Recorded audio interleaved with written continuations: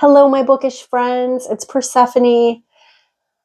I am coming to you on this 5th day of February to share with you what an utter failure I am at this particular challenge that I set for myself for the month of February. I have already failed it. So, this is a reading challenge. If you watched my January wrap up, you watched it to the end, you saw that my intention for the month of February was to read all big books, big chonkers as I call them, books well over 400 pages. So, books that look like that instead of like that little one on top there, because those little ones are what I usually read. So I started the month with an author that I have been dying to check out, that I've heard such amazing things about, with a book that is getting rave reviews since it came out last year. A book that all the things about it I thought I was going to love, except the historical fiction piece. I'm not super into that. But I really thought I was going to love this book. And it is, dun, dun, dun, The Buffalo Hunter by Stephen Graham Jones. You guys, this book was so boring. It drove me into such a hard reading slump. It was such a slog to try to get through. The premise of it sounds really interesting. I didn't hate everything about this book. I just thought it was really boring and hard to read. It is about this diary is found in a wall in 2012, and it belonged to a Lutheran minister, and it's from 1912. And this diary goes back and forth between the minister telling his story and then a whole chapter being the story being told to him by this Blackfeet Indian named Goodstab. And I don't really want to say any more than that. I don't want to spoil it, just in case my review doesn't spoil you wanting to read the book. But I read this book physically with my eyeballs right here. Okay.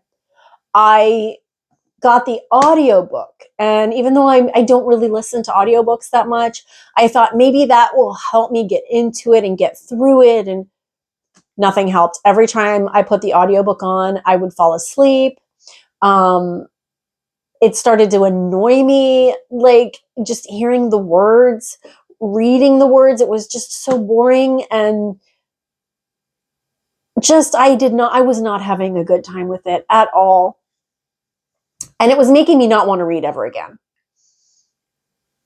So finally, a few wise people suggested, girl, DNF it.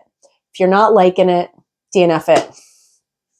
You guys, I got 250 pages into this book, and I DNF'd it. So there you go. Pardon me. I don't know if I'm going to edit my coughing out, because I'm a baby YouTuber and I don't know how to edit videos yet. But I'm getting over being sick, so my apologies. Okay, so this book made me realize I couldn't do it. I couldn't pick up another big book that might disappoint me and drive me further into a reading slump. So, it wasn't a failure.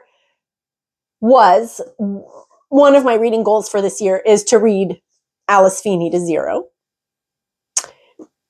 And I only had as of a couple of days ago, I only had 2 more books to read to do that. Now I only have 1 more book to read to do that.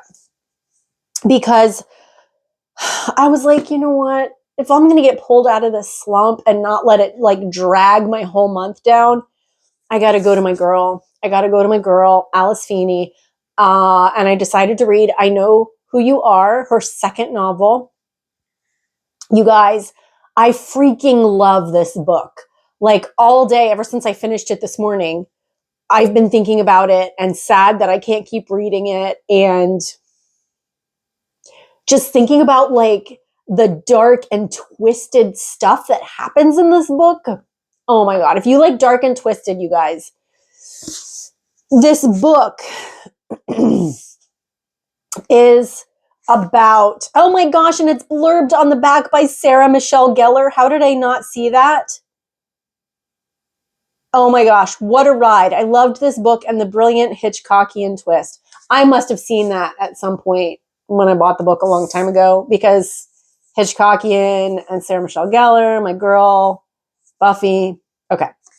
Anyway, so this book is about an actress who she's not like an A-list actress or anything like that. She's one of those actresses that, like, if you see her, you know you recognize her from somewhere, but you don't really know who she is. So she's kind of that level of actress. And she comes home one day and she finds her husband's wallet is sitting there, his keys are sitting there, his shoes are still there. Everything's there but him. He's gone. And so ensues this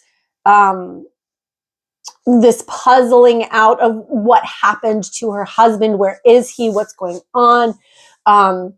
She seems very suspicious because she has secrets from her past that, it's that whole, like, she's hiding something. Is it really relevant to this? No, but it makes her seem suspicious. And so I'm not describing it very well. You guys, forgive me. I've been sick for days, but I wanted to put this out.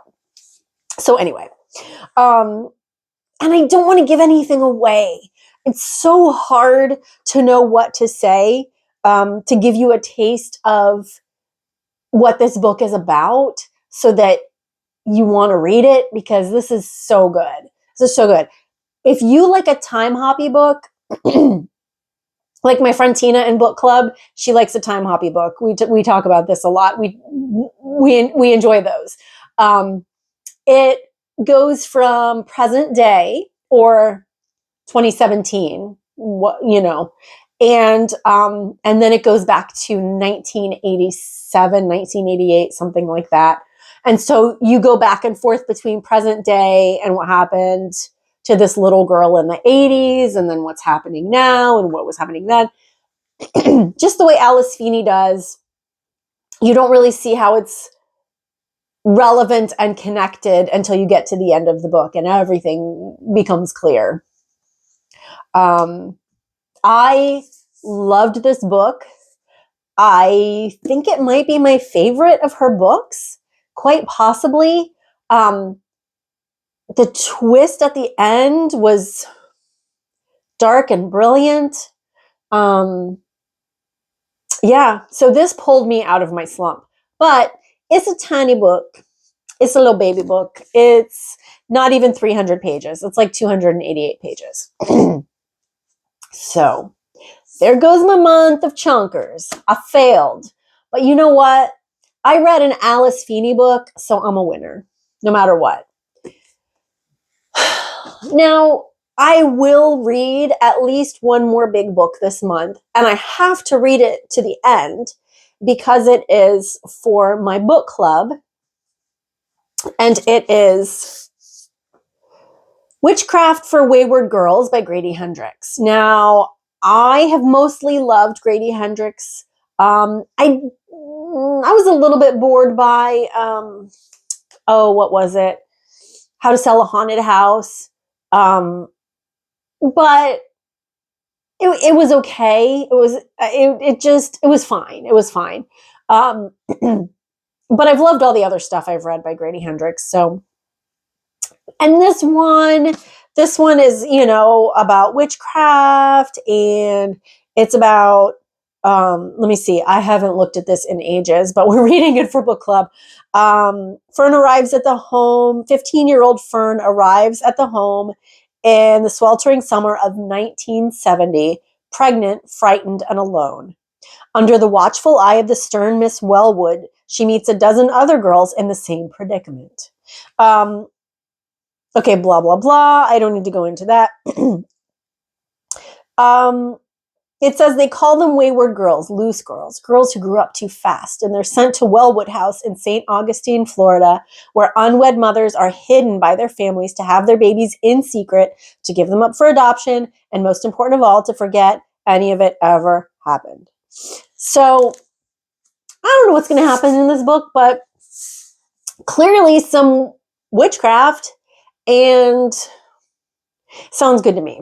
So we're reading that for my book club. Book club is, and this is my in-person book club that I kind of manage and oversee here in my town. We're reading this on the 25th of February. So I will let you know how that goes at the end of the month. I don't know that I can set goals for myself, like reading my month of chonkers or whatever, because I'm also very much a mood reader. And I want to read something that is catching my eye and that sounds good to me. And sometimes I'm in the mood for a fast-paced thriller. Sometimes I'm in the mood for like a weird, messed up, story about a morally gray chick. Like, I really dig those. So anyway, I don't know what I'm going to end up getting up to this month, but maybe I'll finish my last Alice Feeney book. I don't know. We'll see. I would like to know if you also read or tried reading Buffalo Hunter Hunter, and specifically if you like me did not enjoy that book, because I feel like everybody in the world loves this book but me. So I would like to know that I'm not alone. And also, maybe if you have read the Buffalo Hunter Hunter, but you've read other Stephen Graham Jones books, maybe you can tell me, like, what is it? I Was a Teenage Slasher is nothing like that. You should read that one. In fact, you know what? Maybe I just will. Maybe I really want to love Stephen Graham Jones from everything that I have heard about him and what he writes and, everything. So, you know what, guys? I think I'm going to go. I'm going to start this book. So I'm going to tell you how this goes. Comment below with your experience with Stephen Graham Jones, with the Buffalo Hunter Hunter. Yeah. I would love it if you would like this video, if you would subscribe to my channel. I know this isn't the most likable video. I'm like sniffly and I sound funny, and I think I might have been coughing earlier. I don't even remember. There I go. Yeah, but you'd be doing me a solid by liking it, by subscribing to my channel, and by commenting below with what you want to see, because, again, baby YouTuber here,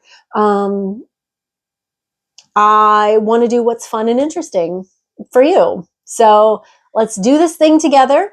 Or there's one YouTuber I watch who, her way of getting people to like and subscribe, she says, touch my bells and buttons. So I might steal that from her. I don't know. I haven't decided yet. But for today, I'll say go ahead, touch my bells and buttons. And I will let you know what I think of I Was a Teenage Slasher. All right. Bye for now, guys.